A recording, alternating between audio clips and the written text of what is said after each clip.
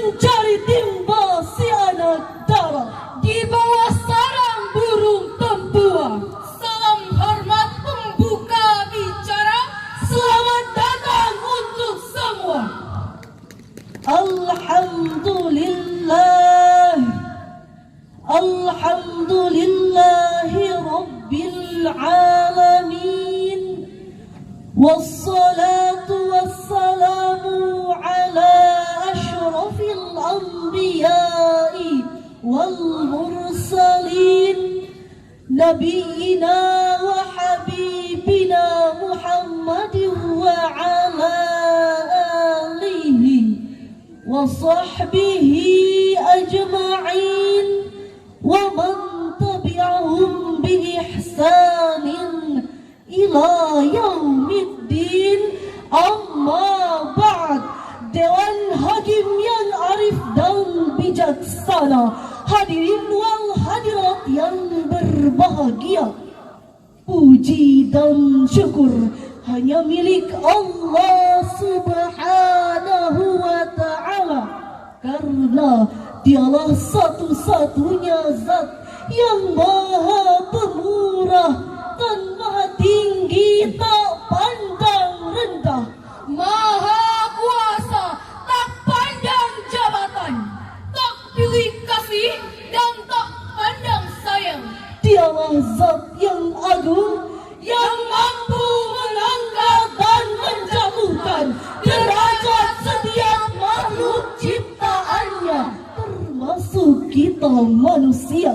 Selanjutnya, salawat dan salam semoga tetap tercurahkan kepada pembawa pelita kebenaran, pembawa kemuliaan bagi yang terhina, Pengukir sejarah panjang bagi manusia, sebagai pembela dan mengangkat derajat mereka.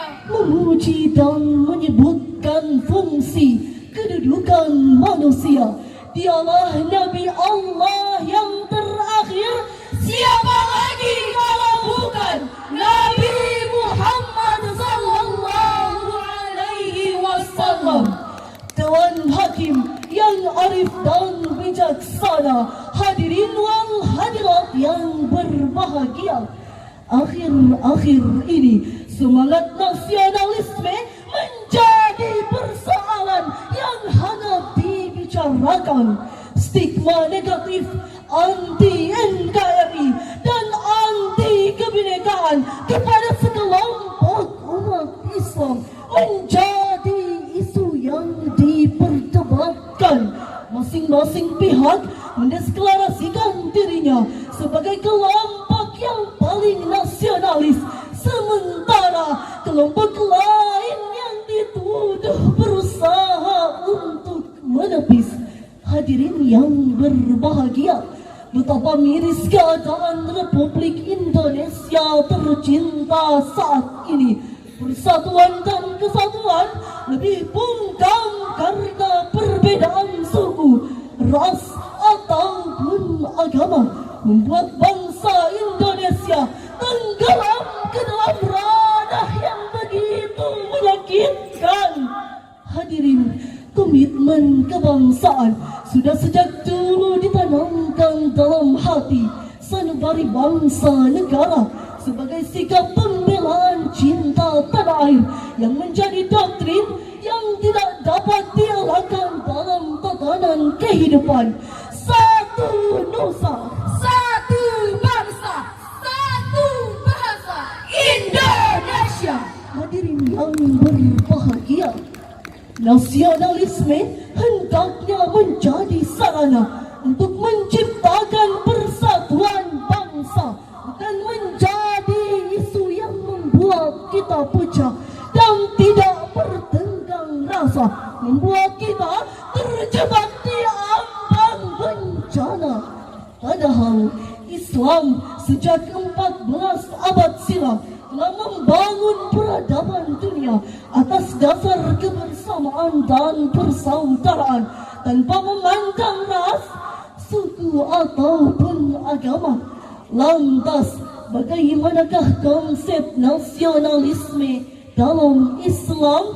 Untuk menjawabnya pada kesempatan kali ini, izinkanlah kami mengangkat sebuah syarah Al-Quran dengan judul Islam dalam membangun semangat persaudaraan dan kebangsaan.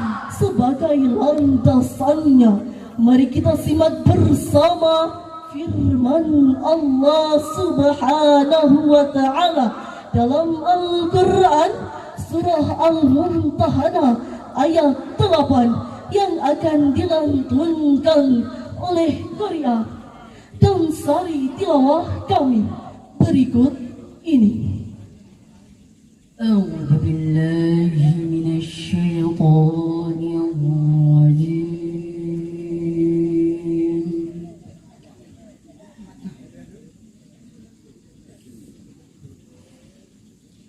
Bismillahirrahmanirrahim.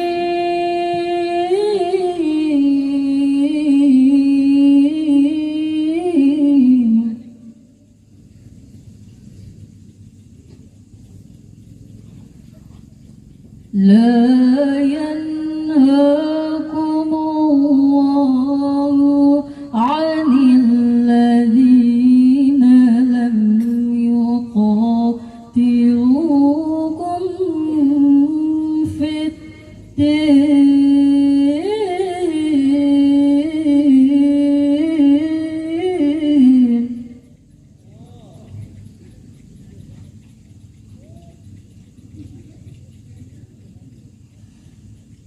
ولم يخرجوكم من دياركم أن تبروهم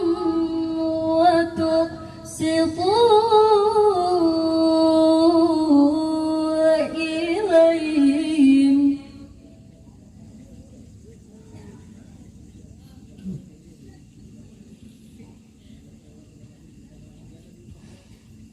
إن الله يحب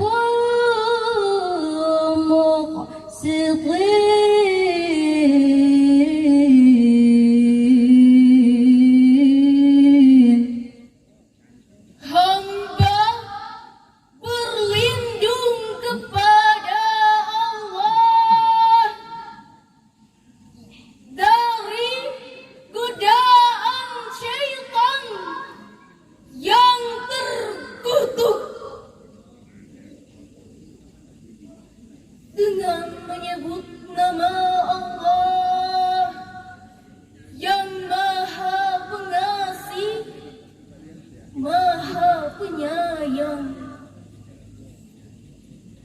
Allah tidak melarang kamu untuk berbuat baik dan berlaku adil terhadap orang-orang yang tiada memerangimu karena agama dan tidak pula mengusirkan dari negerimu.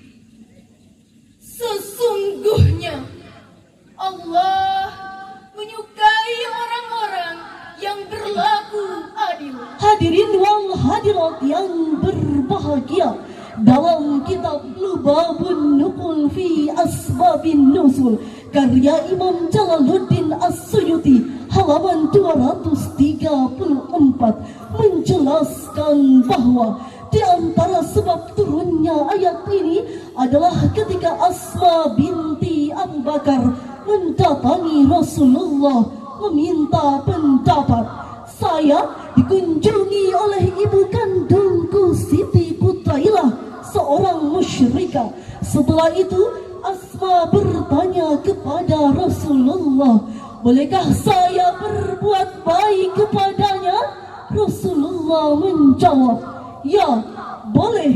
Kemudian turunlah ayat ini yang menegaskan bahwa Allah tidak melarang untuk berbuat baik kepada setiap orang selama ia tidak berbuat zalim, dan kepada Islam dia tidak menyerang. Hadirin wal hadirat yang berbahagia, Nasionalisme merupakan suatu sikap kebangsaan yang tumbuh karena adanya persamaan etnis yang berlainan, wilayah yang berkaitan, serta kepentingan hidup dalam satu negara persatuan sebagai bangsa yang merdeka atas dasar kebersamaan dan persaudaraan tanpa memandang ras, suku ataupun agama. Nasionalisme dijadikan sebagai wadah untuk meningkatkan ketahanan suatu bangsa secara bersama-sama, menjadikan masyarakat yang adil, makmur dan sejahtera yang terpendam dalam asa dan cita-cita. Berdasarkan makna nasionalisme tersebut, dan kita saksikan isu disintegrasi bangsa yang tak pernah surut, anti NKRI dan anti kebinekaan yang sering disebut-sebut, membuat kita terpecah dan merasa tersudut dalam kesalahpahaman yang semakin bergelut, sehingga kepala kita sering berdenyut. Hal inilah hadirin yang harus kita perhatikan, yang harus kita tanamkan adalah nilai-nilai kebersamaan dan persaudaraan, agar yang namanya anti NKRI dan anti kebinekaan dapat disingkirkan. Islam dan nasionalisme saling berkaitan dalam membentuk bangsa dan peradaban. Hadirin rahimakumullah, isu anti NKRI dan anti kebinekaan pada saat ini muncul karena persoalan sosial dan politik yang amburadul, merambat ke persoalan-persoalan lain yang timbul. Kita seperti bercerai-berai dan merasa terpukul, sehingga rasa cinta tanah air pun semakin tumpul. Padahal sebuah ungkapan bijak menjelaskan hubbul watan minal iman. Cinta tanah air adalah sebagian dari iman.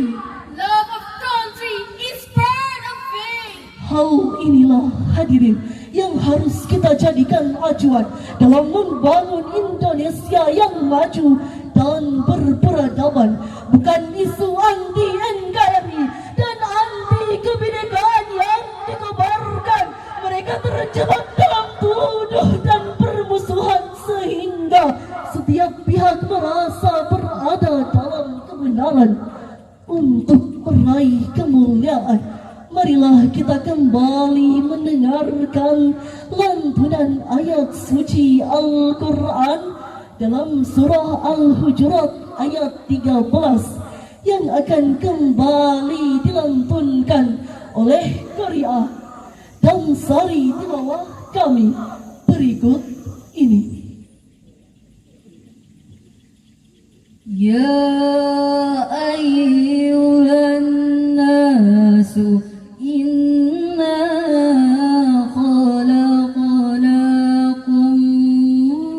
min dzakarin wa untha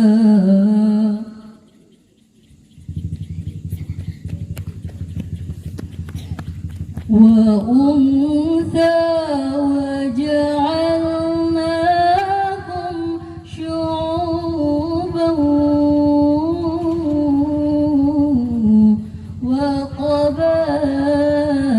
وقبائل لتعارفوا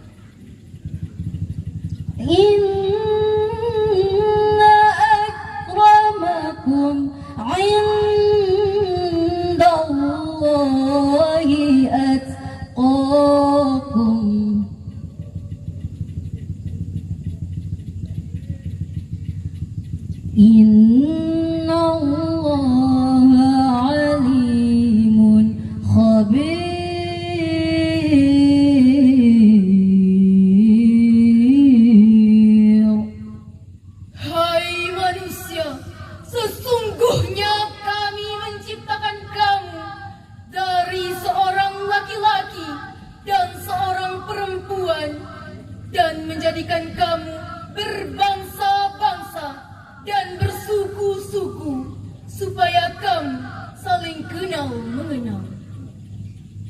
Sesungguhnya orang yang paling mulia di antara kamu di sisi Allah ialah orang yang paling takwa di antara kamu. Sesungguhnya Allah Maha mengetahui, Maha teliti. Hadirin wal hadirat yang berbahagia, menurut Profesor Dr. Haji Muhammad Quraish Shihab dalam tafsir Al-Misbah halaman 617 menjelaskan bahwa kata syu'uban dan qabail merujuk pada struktur sosial yang paling besar dan beragam, yaitu suku dan bangsa atau nation and tribes. Demikian pula menurut Sayyid Qutb dalam tafsir fi Zilalil Quran jilid 10 halaman 421 sampai 422 menjelaskan bahwa kalimat lita'arafu adalah keharmonisan dan saling mengenal agar tidak saling bermusuhan karena perbedaan suku, ras ataupun agama. Struktur sosial yang demikian unik ini adalah mahakarya Allah yang fungsinya lil musyarakati baina snaini fa'aktharo. Bukan pepatah mengatakan tak kenal maka tak sayang, Tak sayang maka tak cinta. Bersatu kita kokoh, berseteru kita roboh. dari uraian tersebut dapat kita tarik kesimpulan sebagai berikut. Yang pertama, semangat nasionalisme merupakan perwujudan dari sikap persatuan dan persaudaraan yang tertanam dalam hati umat Islam, sehingga mengatakan umat Islam anti NKRI dan anti kebinekaan menjadi wacana yang terbantahkan.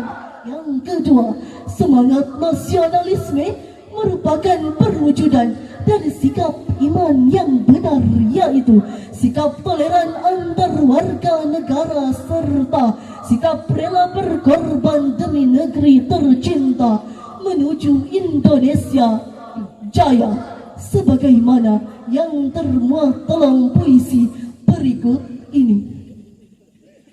Tanah air Bangkitlah selalu bangsaku, secercah harapan menantimu.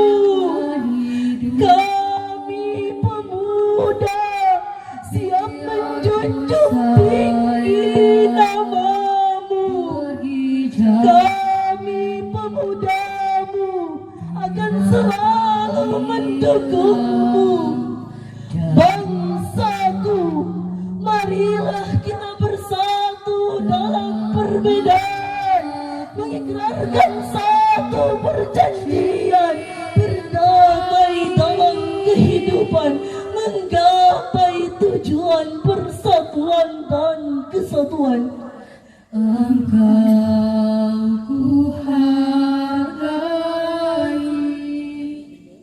Sekian dan demikian apa yang dapat kami sampaikan pada kesempatan kali ini. Terima kasih atas segala perhatiannya dan mohon maaf atas segala kekurangannya. Pantun berkata, jalan-jalan ke kota Mekah Ingin sembahyang berlama-lama. Semoga syarahan ini membawa berkah, membawa rahmat untuk semua. Hadanallah wa iyyakum ajma'in. Wallahul musta'an. Sadaqallah